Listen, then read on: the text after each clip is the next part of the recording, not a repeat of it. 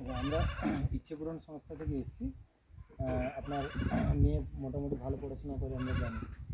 তা এই যে আমি এলাম, দেখলাম আপনার এই টালির ছাউনি, মাটির দেওয়াল, এই ঘর নিয়ে এই যে চাষবাসের মধ্য দিয়ে যে জীবন জীবিকা করছেন, হ্যাঁ, তাতে আপনার কি মনে হচ্ছে?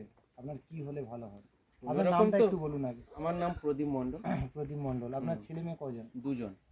দুজন কি ছেলে? না, মেয়ে। দুজন মেয়ে। হ্যাঁ। তো আপনি কি করেন কি? আমি টোটালি এখন এই বরজ আছে, পানের বরজ আর ওই ধান চাষ।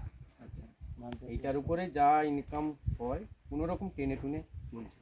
আচ্ছা, আপনার কি এই জাতীয় কোনো ট্রেনিং হলে ভালো হয়? মানে কিছু ট্রেনিং দিলে আপনার উপকারে লাগবে। ট্রেনিং তো দিলে হয় অবশ্যই, কারণ আমাদের পানের বরজের উপরে নির্ভর বেশিরভাগটা, প্রায় 80% উপর পানের বরজের উপরে। ট্রেনিং যদি থাকে সেটাও তো ভালো হয়, তাহলে ওর উপকারী অনেক কিছু পাওয়া যায়। ছেলে মেয়ে পড়াশোনার জন্য আপনার কি অসুবিধার সম্মুখীন হচ্ছেন?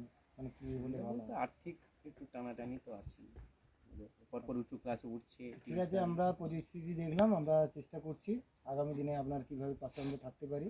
ইচ্ছে পূরণ রয়েছে, আমরা সবাই রয়েছি, আমরা দেখছি আগামী দিনে কীভাবে আপনার পাশে থাকতে পারি। হ্যাঁ।